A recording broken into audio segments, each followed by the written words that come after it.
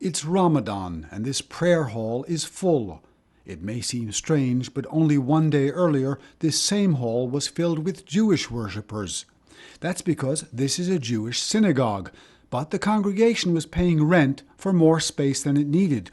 Sim shalom tova uvracha, chen v'chesed v'rachamim, aleinu v'al kol Yisrael, amecha. And so it made a deal to share its premises with a local mosque that needed more space. We had some excess space, so we began to cast about the community to find partners for us.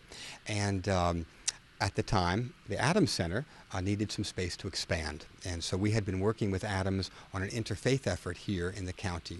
And so we began discussions to say, well, maybe we could share part of this new space here.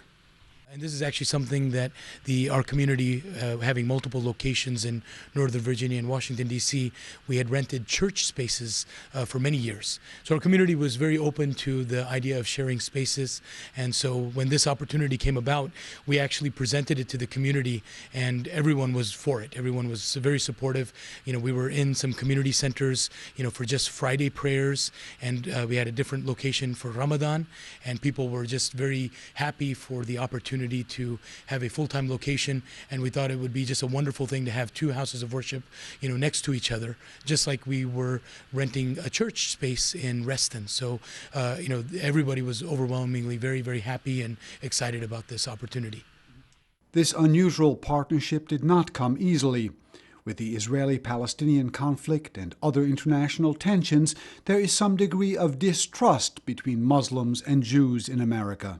We think that, you know, even if people, you know, don't understand or don't respect the Muslim community from, you know, kind of the, let's say, the Islamophobic kind of perspectives, we feel that we want to still talk with them, you know, but I think it's something where, you know, this is the way that it should be.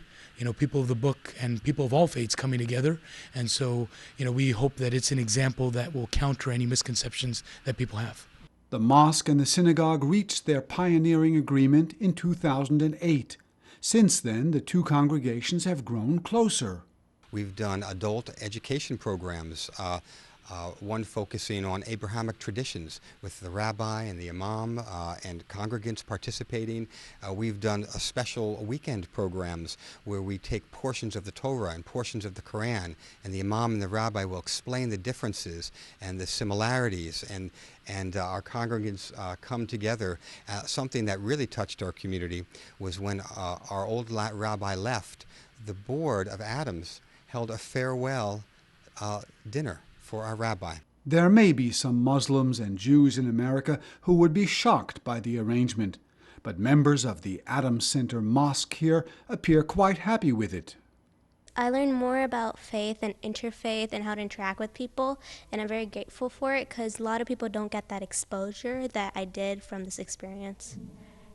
Initially, some members of both congregations were deeply uncomfortable with the idea of rubbing shoulders with members of the other faith.